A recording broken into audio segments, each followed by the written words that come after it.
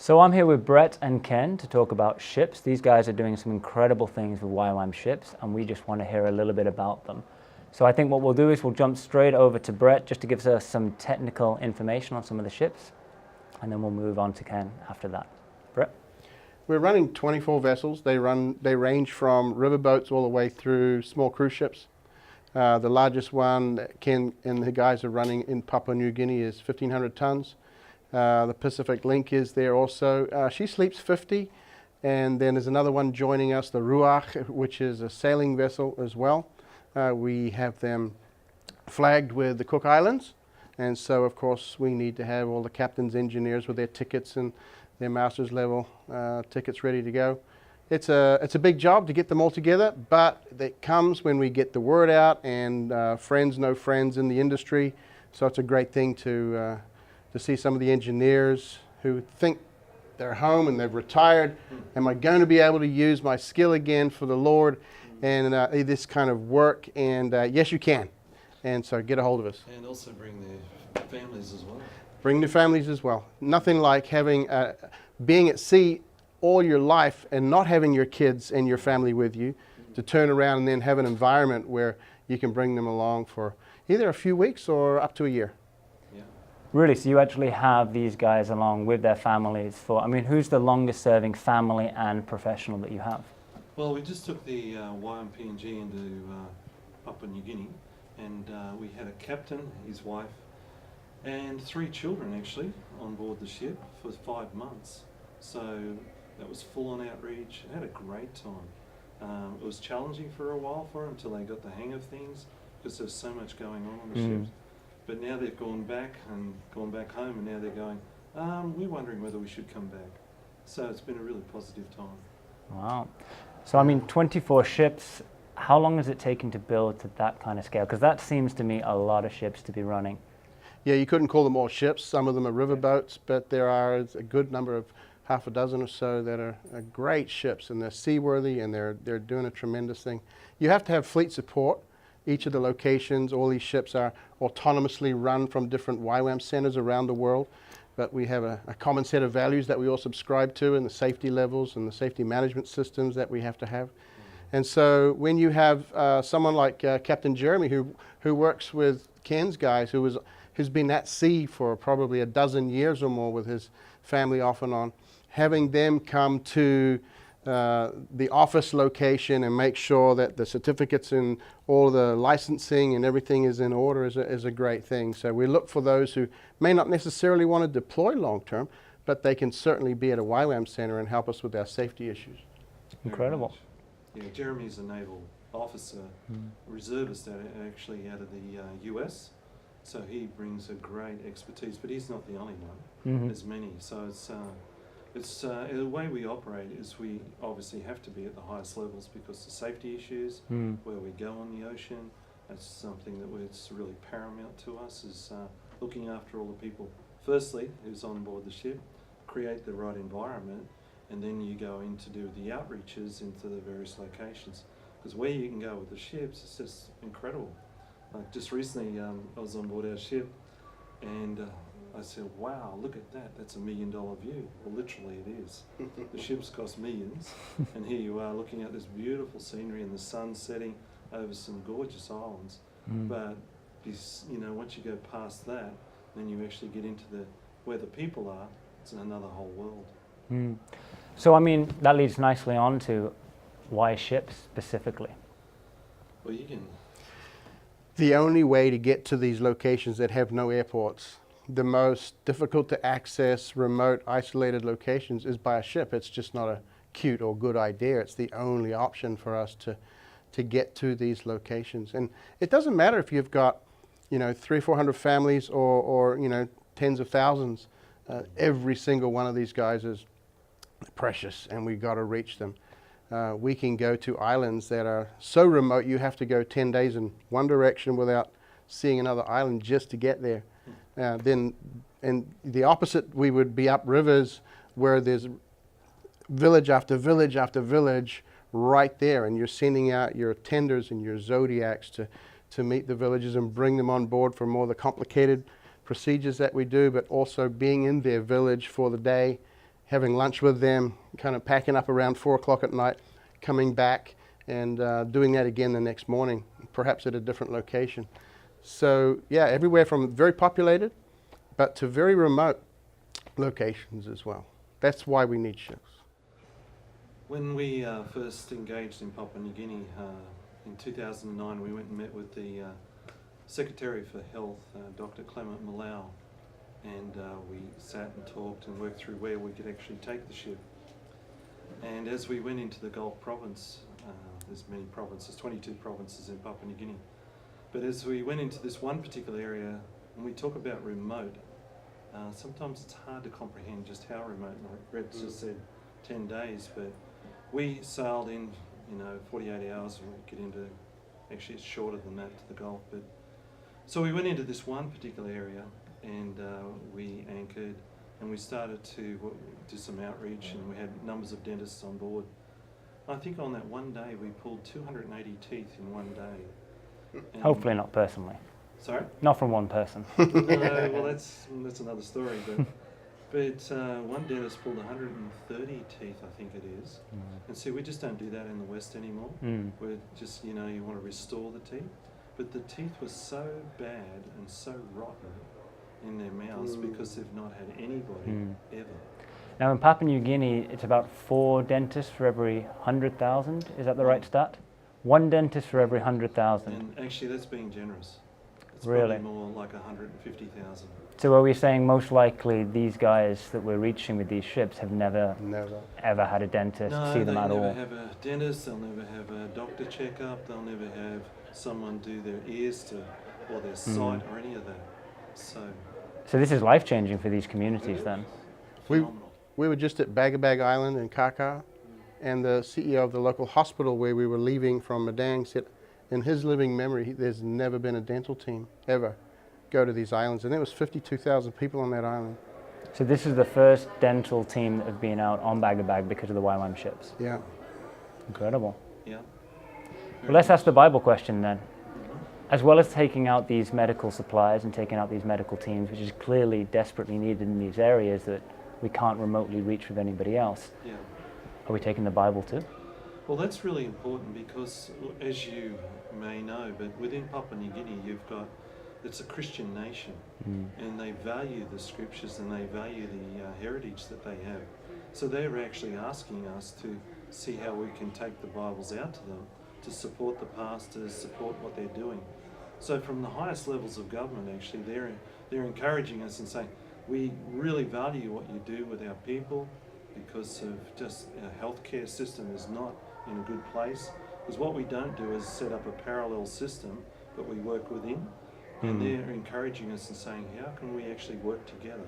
Because they see the value. Very spiritual people. So you're finding that really opens the doors then? Well, I think it's a collaboration of both because there's so much need and they've known about Christianity for a long time and they'll go, where is God? Has he forgotten me? And we have the privilege of saying, no, he hasn't. So Brett is also doing a lot of this, and you want to share a little bit about it? We have this incredible new tool. It's digital and it creates a Wi-Fi hotspot. And so while they're watching the Jesus film in line to see the doctor and the nurse and midwives and so on, 300-400 people waiting all day long for that.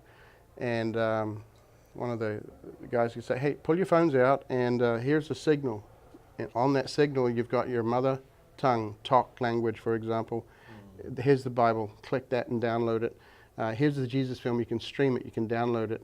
Yeah. People were coming to the line who didn't need health care because they wanted to be able to take that back home. And one guy who said, I'm a granddad, I want to take this back to my grandkids and then I want to show my neighbors. They're so intrigued with having something in their mother tongue they've never had before. So a great partnership is developing with the Jesus film and the American SIL. Bible Society and SIL. There's a lot of people pulling together to see us. And we just load them on a little SIM card in the office, put them in this thing and then go out. So each ship has 2 or 3 of these on location. So when they set up the primary healthcare clinic, it's there all day long and people can come and go. Wow. Yeah, so it's really critical for us to work in partnership. It's not just about YWAM and what we do.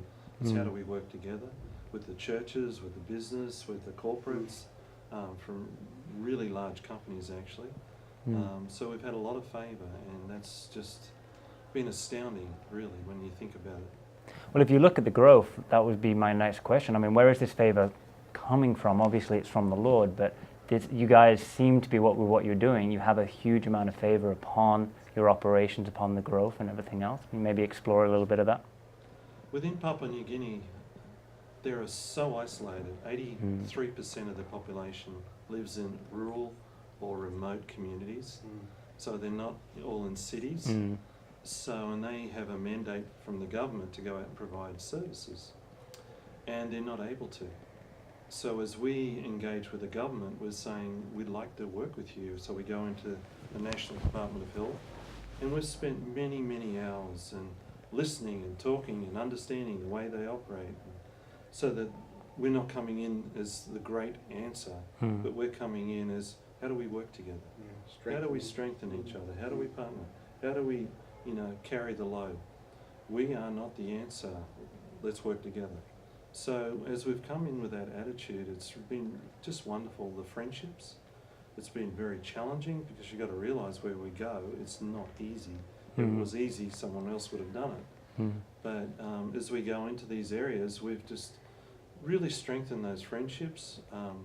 We've been operating in Papua New Guinea with the ship since 2010. This year, I think, between the two of us, we would have provided just on 500,000 services. Wow. So that is a big statement.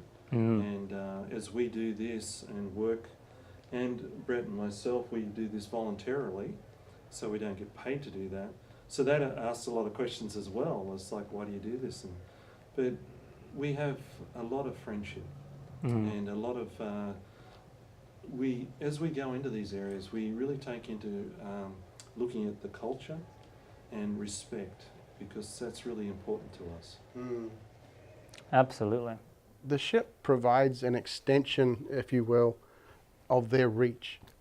They're in that job and that responsibility to reach the people in remote locations.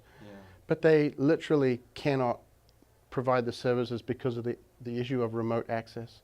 And so when they get aboard, they climb up on board the ship, come up the gangway and join our crew. Sometimes, I don't know what the YMPNG ship, but sometimes it's like 20-30% are local Papua New Guinean healthcare workers that come with us.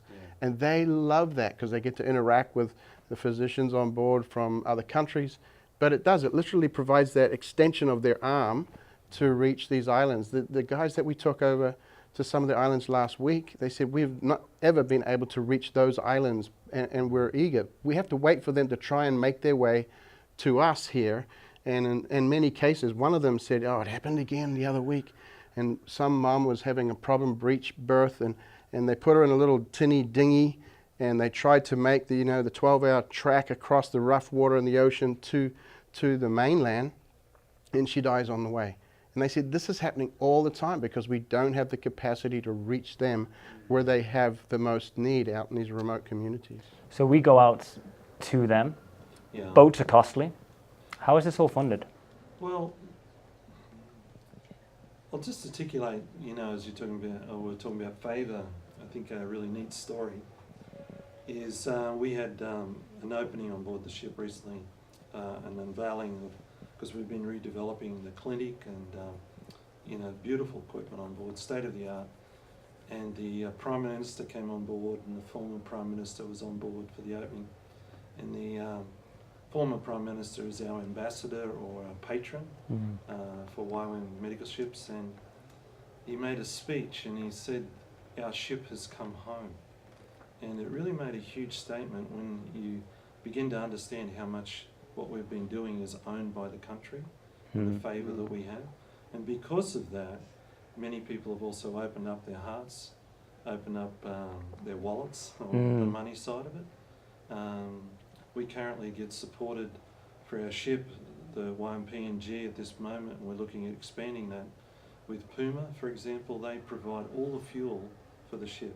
Wow. So that covers a lot of expense. That helps, I imagine. Yes, just a lot. Bit. Is fuel one of the largest expenses on a ship?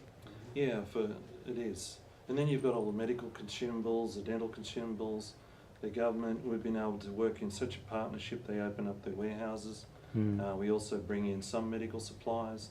The dental supplies are being given from all over the world. The list goes on. So we try and get a lot of gift in kind. We look for partners that actually work with us. We're not just after money.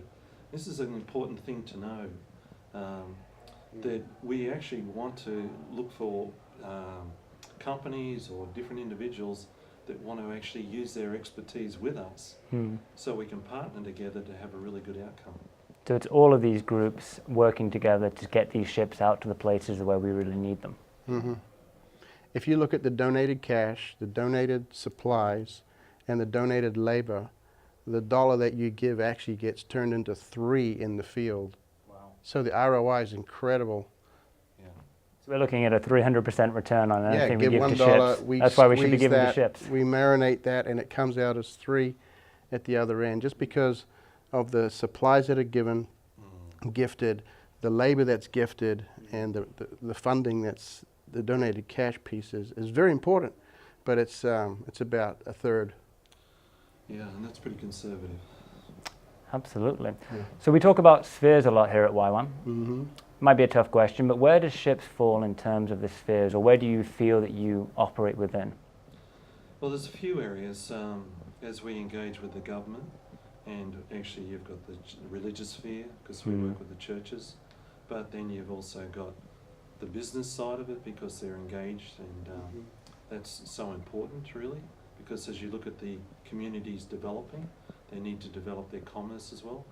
But really, I suppose when we think about it, medical and education is very key, particularly for YWAM, and we've been actually asked to help develop educational systems right throughout the country.